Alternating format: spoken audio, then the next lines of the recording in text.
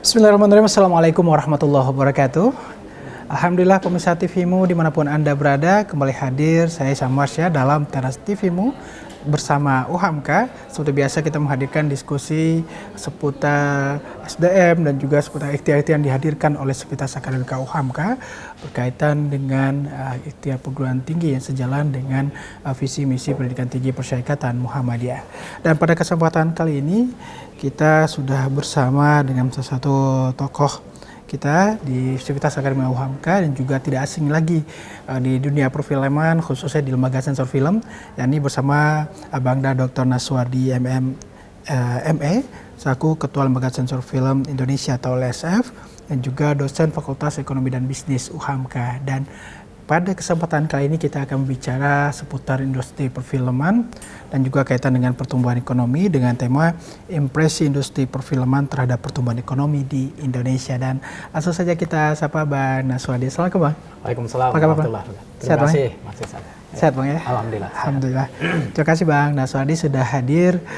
Tentu kita akan berbagi berkaitan dengan melihat lebih luas tentunya berkaitan dengan industri perfilman dan juga kaitan dengan pertumbuhan ekonomi di Indonesia. Yeah. Apalagi Bang Naswardi sebagai Ketua Lembaga Sensor Film Indonesia yang juga mengabdi sebagai dosen di Fakultas Ekonomi dan Bisnis Universitas Muhammadiyah Profesor Dr. Hamka.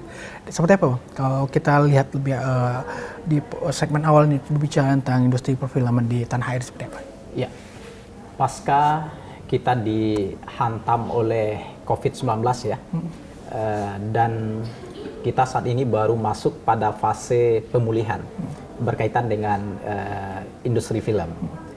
Nah, tahun 2023 yang lalu, kalau merujuk kepada datanya Lembaga Sensor Film itu, dari 41.000 judul film iklan dan juga iklan film yang disensor setiap tahun ya di tahun 2023, 224 itu adalah film untuk layar lebar. Artinya untuk bioskop ya.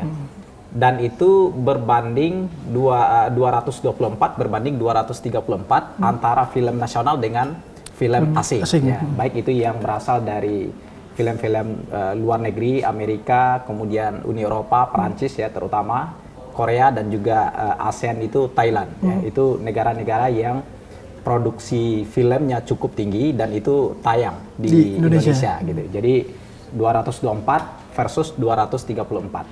Nah, ini membuktikan bahwa industri film nasional kita saat ini itu lagi menuju tren yang positif. Baik dari sisi jumlah produksi maupun dari sisi jumlah penonton. Nah, 2023 yang lalu ada sekitar 20 judul film nasional yang angka penontonnya itu di atas 1 juta penonton. Bahkan KKN Desa Penari itu memecahkan rekor dengan 10 juta penonton. Kemudian film nasional juga agak lain ya, sekitar 9 juta penonton ya. Termasuk film-film nasional kita yang lain hampir ada di atas 20 judul yang di atas 1 juta penonton. Nah, ini memberikan sinyal positif kepada ekosistem perfilman nasional kita bahwa kita lagi menuju tren yang baik, tren yang positif dari sisi industri. Gitu ya. Baik Bang, kaitan tadi tadi udah dapat kita simpulkan tren positif untuk industri perfilman. Nah, kalau kita kaitkan dengan pertumbuhan ekonomi seperti apa nih Bang? Ya, paling tidak ada 3 perusahaan di ekosistem perfilman itu yang sudah melantai ya di bursa efek ya. Artinya perusahaannya sudah terbuka, yaitu MD Entertainment ya. Kemudian Multivision Plus ya itu juga sudah terbuka dan juga yang menaungi Access One bioskop ya, PT Nusantara Sejahtera Raya. Nah, ini 3 perusahaan di ekosistem perfilman yang sudah melantai di bursa dan kita lihat rilis ya, kalau kita merujuk data pendapatannya, Access One mencatat 5,2 triliun ya pendapatan di 2023. Kemudian MD Entertainment juga mencatatkan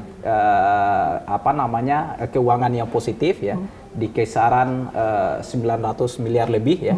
termasuk juga multivision flows ya, yang datanya itu dikonsumsi dan dapat kita rujuk Aksesnya. sebagai bagian dari data keuangan publik ya. Nah ini mengindikasikan bahwa industri perfilman ini itu adalah bagian dari pendorong pertumbuhan ekonomi. Karena apa? Karena setiap industri film yang berkembang, di situ ada pembukaan lapangan kerja baru. Tercatat ada 500.000 tenaga kerja yang diserap dari industri film nasional kita, dan ada penyerapan profesi-profesi baru dari ekosistem yang ada, termasuk dari produksi ya.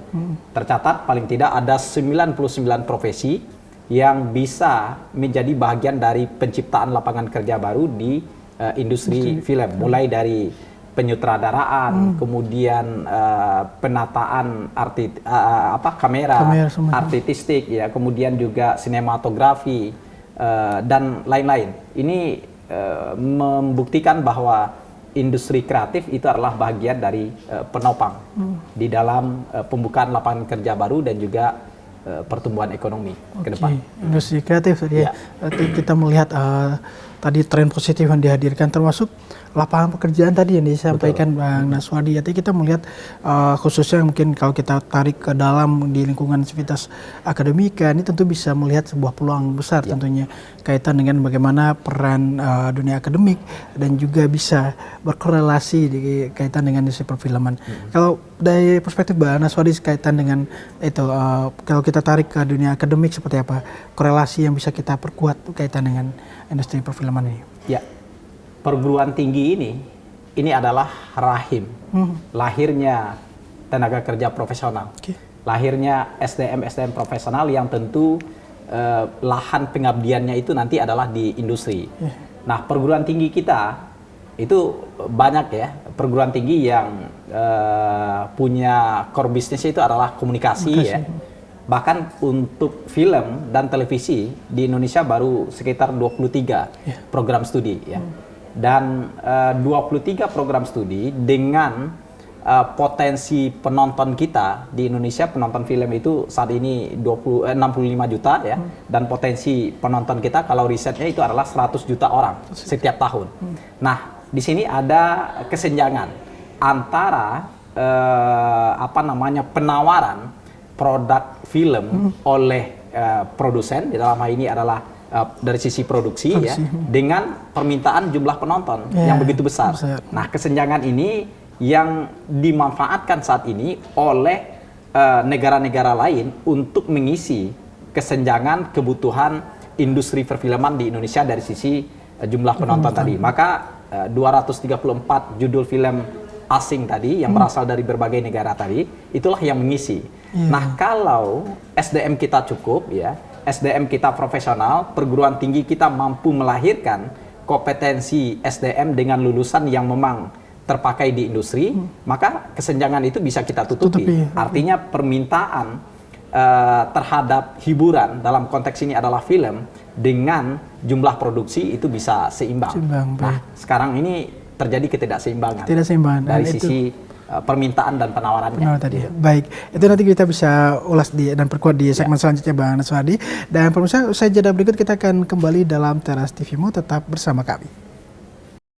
Pemirsa, terima kasih Anda masih bersama kami dalam Teras TVmu dan bicara tentang tema kita, impresi industri perfilman terhadap pertumbuhan ekonomi di Indonesia.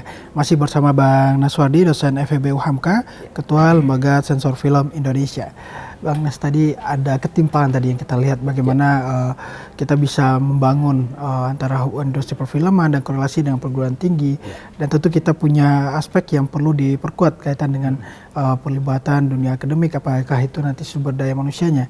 Nah, seperti apa Bang Naswadi untuk penguatan-penguatan yang perlu kita hadirkan dan juga termasuk tantangan kaitan dengan industri perfilman saat ini? Ya. Yang pertama, ekosistem itu kan perfilman itu ada industri, ada distribusi, dan ada eksibisi ya. Nah, pada tahapan produksi sebagai bagian dari ekosistem awal di dalam pemajuan industri perfilman, maka kebutuhan terhadap SDM profesional di dalam industri film, mulai dari penulis skenario yang handal, ya, kemudian produser yang baik, kemudian sutradara yang punya kompetensi tinggi, ya. Maka ini semua adalah bahagian dari tanggung jawab perguruan tinggi untuk menciptakan. Nah, dari sisi kepentingan perguruan tinggi jelas, apalagi kita perguruan tinggi Muhammadiyah, ya, sangat besar dan tersebar di berbagai wilayah di seluruh Indonesia. Kenapa tidak ke depan kita terbuka peluang untuk membuka program studi yang berkaitan dengan perfilman, ya, program studi film dan televisi misalnya. Karena apa? Karena saat ini ketersediaannya masih terbatas. Baru 23 program studi itu masih kurang untuk kita dengan jumlah penonton yang sebesar ini, 100 juta, ya, potensi. Nah, ini penting kita pikirkan menjadi bagian dari menurut saya prioritas perguruan tinggi Muhammadiyah ke depan, ya. Kemudian yang kedua, prioritas kita di perguruan tinggi juga bagaimana mendekatkan kompetensi yang dilahirkan oleh perguruan tinggi melalui kompetensi lulusan tadi itu dekat dengan kompetensi kebutuhan yang dibutuhkan oleh industri. Nah, saya banyak diskusi dengan teman-teman sutradara, dengan teman-teman produser, ya, bahwa lulusan perguruan tinggi kita belum siap pakai untuk dari sisi tenaga kerja untuk di industri film, sehingga harus melalui program magang, kemudian program pendidikan singkat, ya, dan lain-lain terlebih dahulu, sehingga mereka baru siap untuk bisa terjun langsung ke industri, gitu. Nah, ini SDM, saya kira ini bagian dari ranahnya perguruan tinggi untuk meningkatkan dari sisi kompetensi dan kualitas. Nah, kemudian yang kedua dari sisi teknik kaidah sinematografi. Nah, di Indonesia rumah-rumah produksi yang kita saat ini punya, ya, itu juga terjadi ketimpangan antara rumah produksi yang sudah mapan, yang sudah besar, dengan yang baru. Ya. Ketimpangan itu salah satunya dari sisi kapasitas sumber daya, apakah sumber daya manusianya, sumber daya teknologinya, infrastrukturnya, sumber daya modalnya, dan lain-lain. Dan kita di Indonesia masih terbatas rumah produksi yang punya dari sisi produksi hulu hilirnya itu bisa di satu lokus, gitu, ya.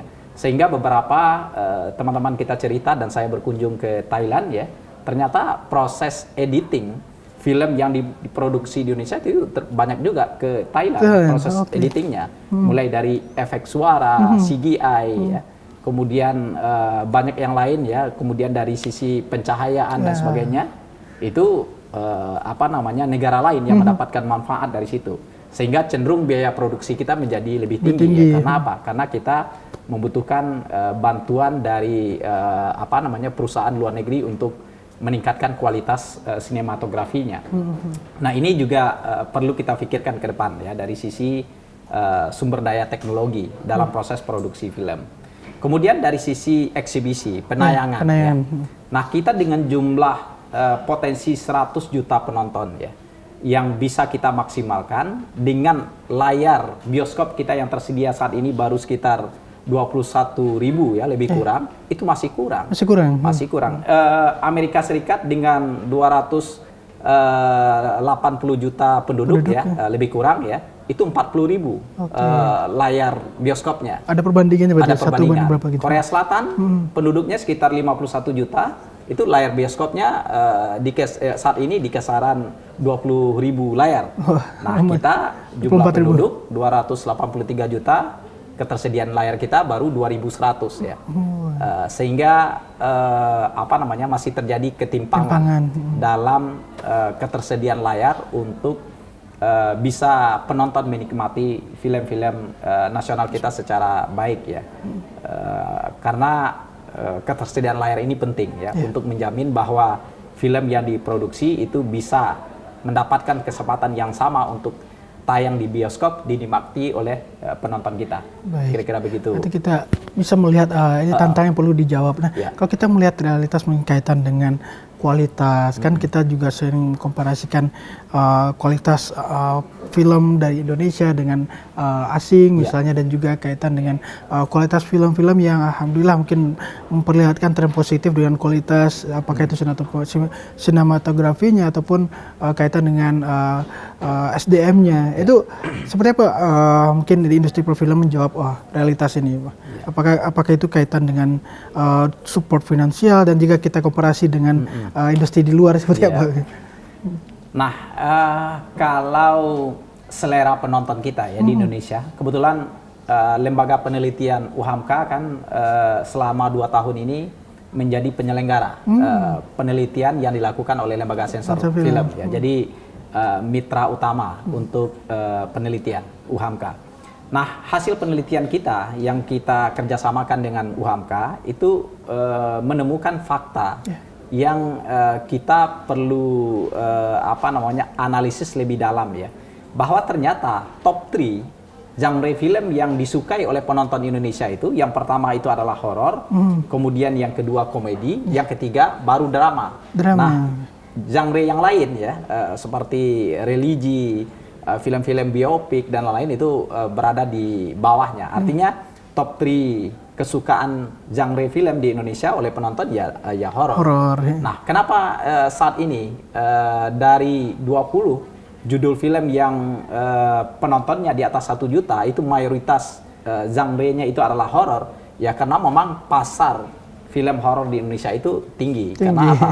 Karena hasil penelitian kita itu menemukan fakta bahwa ternyata horor ini sangat relate, sangat dekat dengan kehidupan penonton Indonesia. Karena ya sejak kecil ya mungkin banyak hal ya yang diceritakan oleh orang tua, keluarga, lingkungan ya berkaitan dengan cerita-cerita horor ini. Sehingga kesukaannya juga genre horor gitu. Itu penelitian yang kita temukan bersama UHAMKA selama 2 tahun terakhir berkaitan dengan perilaku penonton ya di Indonesia. Baik, kita akan ulas kembali Bang Nasaruddin. Menarik juga kaitan dengan genre yang tadi yang disukai oleh pemirsa kita, kaitan dengan juga berbanding lurus dengan kaitan dengan apakah itu kebudayaan ataupun yang selama ini dihadapi dalam keseharian oleh masyarakat kita. Kita akan ulas di usai jeda berikut. Pemirsa tetap bersama kami dalam Teras UHAMKA. Pemirsa, terima kasih Anda masih bersama kami dalam Teras UHAMKA dan masih bersama Bang Dr. Naswardi MMME. Dan tadi kita melihat tadi ada terakhir juga bagian dari menjawab tantangan-tantangan tadi, dan juga ada ikhtiar yang dihadirkan bersama UHAMKA sendiri yang dihadirkan oleh LSF kaitan dengan riset-riset tadi, Bang. Itu pertama kaitan dengan genre tadi yang dihadirkan, melihat kecenderungan pemirsa kita seperti apa untuk tontonan tren bagi pemirsa. Nah, seperti apa Bang? Mungkin ada riset-riset lain yang dihadirkan ataupun temuan-temuan yang menarik mungkin dihadirkan bersama UHAMKA. Kemudian Mas Ihsan, salah satu penemuan yang kita temukan dari riset yang kita lakukan bersama UHAMKA di tahun 2002 yang lalu, itu kita meneliti khusus untuk penonton muda, penonton pemula, pelajar di Jabodetabek. Nah, yang kita teliti salah satunya kecenderungan media tontonan anak-anak muda kita, pelajar kita mulai beralih dari media konvensional kepada media digital. Betul. Nah, kita menemukan waktu itu 72% ternyata pelajar kita di Jabodetabek itu menontonnya lewat OTT dan streaming. Apakah over the top, video in demand, atau media sosial ya. Di sana kekuatan menontonnya. Nah, televisi itu hanya 22%, baru sisanya itu adalah bioskop. Nah, ini mengindikasikan bahwa ada perubahan perilaku anak-anak muda ya, penonton-penonton pemula yang bergeser dari media konvensional kepada media baru ya, media digital, OTT dan video in demand. Nah, over the top di dalam industri film menjadi sangat terbuka, sehingga video streaming ya kita nggak perlu sebut mereknya ya, tetapi saat ini teman-teman di video streaming itu sudah membentuk namanya Asosiasi Video Streaming Indonesia, AVC. AVC. Di situ ada video, kemudian ada RCTI Plus, ada Klik Film, ada Mola TV ya, termasuk di situ ada Netflix. Nah, pasar mereka di Indonesia itu semakin membesar ya. Keuntungan yang didapat juga semakin meningkat dan kecenderungannya adalah membagi pasar iklan, pasar penonton dari media konvensional beralih ke media digital tadi yang berbasis video on demand dan juga yang berbasis over the top tadi. Artinya ke depan OTT lokal itu juga punya peluang besar untuk meningkatkan pangsa pasarnya dalam merebut penonton-penonton film Indonesia, terutama melalui video originalnya atau film original yang memang diproduksi oleh OTT yang bersangkutan gitu ya. Baik. Nah, potensi baru. Nah, kita melihat tadi ada berarti ada perubahan terus menerus kaitan tadi kecenderungan masyarakat tontonan dari konvensional ke digital tadi. Nah, kalau kita tarik ke dalam peran LSF sendiri, apakah ada perubahan juga kaitan dengan tadi perubahan dari bagaimana masyarakat akses tontonan melalui konvensional dan digital tadi? Nah, lembaga sensor film ini Mas Ihsan fokusnya ke dua hal. Yang pertama, fokus kepada perlindungan dan pemenuhan hak mendapatkan tontonan yang berkualitas dari sisi penontonnya. Maka di situ berlaku proses kurasi dan filtrasi melalui penyensoran, yaitu penilaian dan penelitian atas film, kemudian ditetapkan klasifikasi usianya, yaitu film untuk semua umur, film untuk 13 tahun ke atas, film untuk 17 tahun ke atas, dan film untuk 21 tahun ke atas, melalui produk surat tanda lulus sensor yang diterbitkan oleh lembaga sensor film. Nah, itu tujuannya apa? Untuk memberikan kesempatan kepada masyarakat mendapatkan film yang berkualitas, film yang bermutu, yaitu menonton sesuai usia, sesuai penggolongan usia penonton. Nah, itu yang pertama. Kemudian yang kedua, LSF juga diberikan mandat fungsi perbantuan untuk industri dalam konteks pemajuan industrinya. Maka LSF juga bekerja sama dengan berbagai asosiasi, termasuk asosiasi sutradara, asosiasi produser dan lain-lain, termasuk gabungan pengusaha bioskop seluruh Indonesia, itu dalam rangka pemajuan industrinya, industri perfilmannya, untuk kepentingan bagaimana meningkatkan jumlah penonton dengan baik. Ekonomi tadi juga. Ekonomi. Nah, untuk bioskop dan televisi jelas diatur di dalam Undang-Undang Perfilman bahwa kalau di bioskop sebelum film dan iklan itu ditayangkan itu wajib terlebih dahulu mendapatkan surat tanda lulus sensor yang diterbitkan oleh LSF. Gitu. Begitu juga televisi diatur juga di dalam Undang-Undang Penyiaran bahwa isi siaran itu harus terlebih dahulu mendapatkan kelayakan ya, berupa surat tanda lulus sensor itu dari lembaga sensor film. Sehingga televisi dan bioskop itu sama, harus ada STLS-nya, kecuali dua hal. Yang pertama berita, kemudian yang kedua siaran langsung. Hanya itu saja yang tidak mesti terlebih dahulu dengan surat tanda lulus sensor. Nah, kemudian kalau OTT memang di dalam Undang-Undang Perfilman atau Undang-Undang Penyiaran sebagai bagian dari rujukan utama di dalam pelaksanaan tugas penyensoran itu memang belum diatur secara spesifik ya. Sehingga OTT kita, over the top kita, apakah Netflix, kemudian Disney, Viu, WeTV dan lain-lain yang berafiliasi itu adalah perusahaan internasional ya, maka dia masih merujuk kepada perusahaan induknya. Tetapi dari beberapa rapat dan diskusi yang kita lakukan bahwa kita minta mereka dalam hal penggolongan usia penonton itu merujuk kepada Undang-Undang Perfilman, yaitu 4 kategori penggolongan usia, semua umur 13, 17, dan 21. Dan itu bagian dari kita menyediakan informasi kepada penonton, kepada masyarakat untuk menggalakkan sensor mandiri, yaitu menonton sesuai klasifikasi usia tontonannya gitu. Baik, artinya kan kita juga melihat ada tantangan tersendiri yang perlu khususnya kaitan dengan sensor tadi ya. Betul. Berarti OTT itu di luar ini belum ada regulasi atau bagaimana Pak? Yang secara spesifik belum ada regulasi yang mengatur kewajiban OTT atau video on demand untuk konten yang ditayangkan untuk dikurasi atau difiltrasi terlebih dahulu, sehingga saat ini basisnya kebanyakan dari mereka terutama OTT nasional yang diproduksi yang diselenggarakan diinisiasi oleh anak-anak kita dalam negeri itu ada 5% dari total 41.000 judul setiap tahun itu tahun 2003 5%-nya itu peruntukannya adalah film iklan yang tayang di OTT. Baik. Tapi basisnya tadi kesadaran tadi. Sensor mandiri tadi juga. Sensor mandiri tadi. Baik. Karena kalau kita melihat tadi OTT yang basisnya tadi internasional asing tadi juga kita melihat ada beberapa produk-produk yang mungkin secara mungkin tidak sesuai dengan budaya kita. Ada banyak yang perlu jadi catatan ya Mas. Betul. Itu perlu menjadi. Apakah mungkin ada regulasi yang dihadirkan ke depannya atau seperti apa? Saat ini sedang ada aspirasi dari berbagai pemangku kepentingan untuk melakukan revisi terhadap Undang-Undang 33 tahun 2009 tentang perfilman.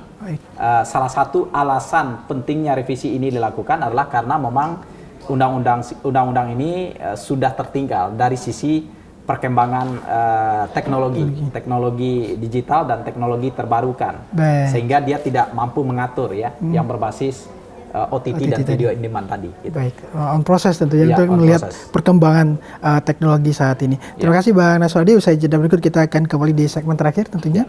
Dan pemirsa tetap bersama kami dalam Teras UHAMKA. Sudah pasti bersama kami dalam Teras UHAMKA dan tadi bicara tentang impresi industri perfilman dan pertumbuhan ekonomi. Dan bersama Bang Naswadi kita banyak berdiskusi dan melihat perspektif industri perfilman saat ini dan realitas yang kita hadapi tentunya. Atas kita kembali bersama Bang Naswadi, peran perguruan tinggi nih Bang Naswadi khususnya kaitan dengan peran serta dan peran aktif untuk pertumbuhan ekonomi khususnya di bidang industri perfilman dan juga peran serta kaitan dengan tadi berbicara tentang budaya sensor mandiri dan juga penguatan nilai-nilai keindonesiaan gitu dalam konteks industri perfilman. Ya, perguruan tinggi menjadi ekosistem yang penting dalam proses pemajuan industri film terkait dengan penyediaan kebutuhan tenaga kerja, sumber daya manusia yang profesional untuk pemajuan industri film nasional kita.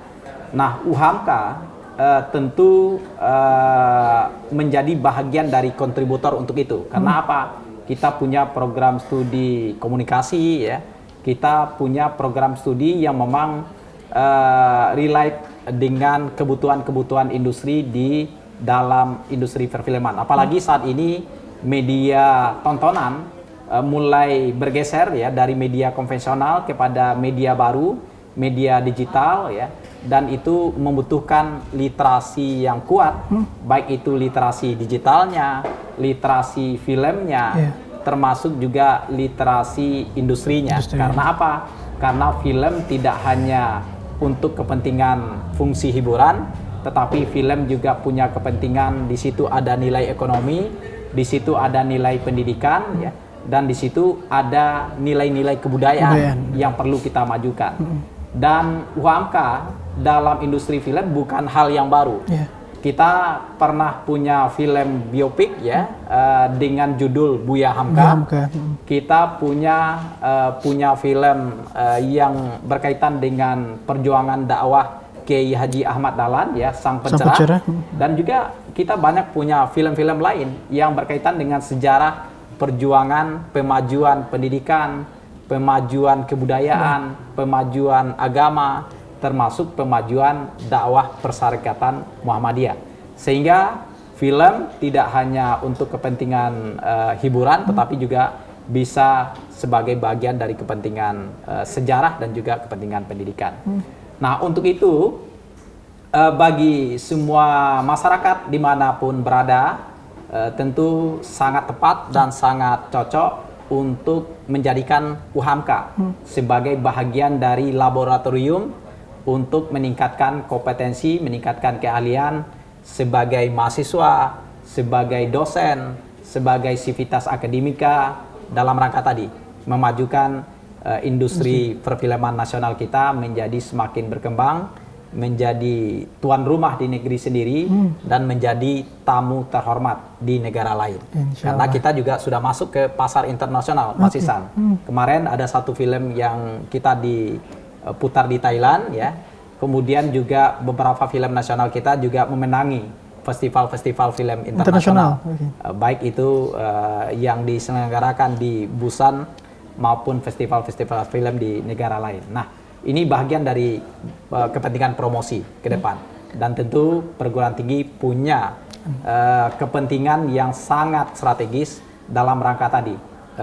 Mengisi kekosongan-kekosongan yang terjadi dalam industri perfilman ini sehingga ke depan bisa lebih maju, begitu. Baik. Nah ini terakhir mungkin untuk pesan-pesan untuk bagi insan perfilman di tanah air, tentunya untuk penguatan ikhtiar bersama tadi, pertama kaitan dengan pertumbuhan ekonomi dan juga penguatan kualitas dari industri perfilman Indonesia. Sekarang.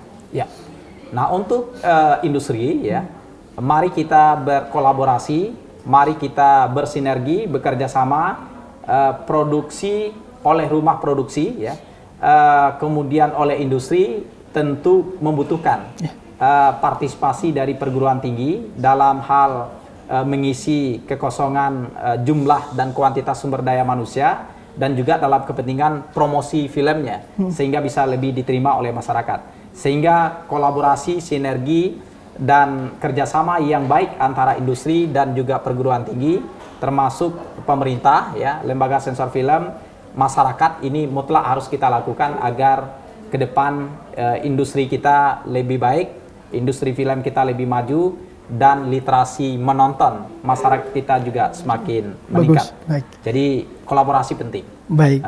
Baik, terima kasih Pak Naswadi. Kita bisa melihat poin-poin dan juga catatan berkaitan dengan penguatan industri perfilman dan bagaimana peran perguruan tinggi itu sendiri, khususnya bicara tentang impresi industri perfilman terhadap pertumbuhan ekonomi Indonesia dan juga penguatan kualitas dan juga peran masyarakat secara umum, khususnya perguruan tinggi yang terlibat aktif baik itu dalam menghadirkan sumber daya manusia berkualitas dan juga untuk ikhtiar tadi sensor mandiri yang dihadirkan oleh LSF bersama masyarakat. Terima kasih Bang Naswadi atas poin-poin yang disampaikan dalam Teras UHAMKA kali ini dari Bang Naswadi selaku Ketua Lembaga Sensor Film Indonesia dan juga dosen Fakultas Ekonomi dan Bisnis Universitas Muhammadiyah Profesor Dr. Hamka. Dan pemirsa, demikian diskusi kita dalam Teras UHAMKA dengan tema impresi industri perfilman terhadap pertumbuhan ekonomi di Indonesia, dan terus saksikan Teras UHAMKA dengan tema-tema menarik lainnya. Saya Samarsyah dan juga narasumber kita Bang Naswadi undur diri. Billahi fisabilillah fastabiqul khairat, nasrul minallah fatum qarib. Wassalamualaikum warahmatullahi wabarakatuh.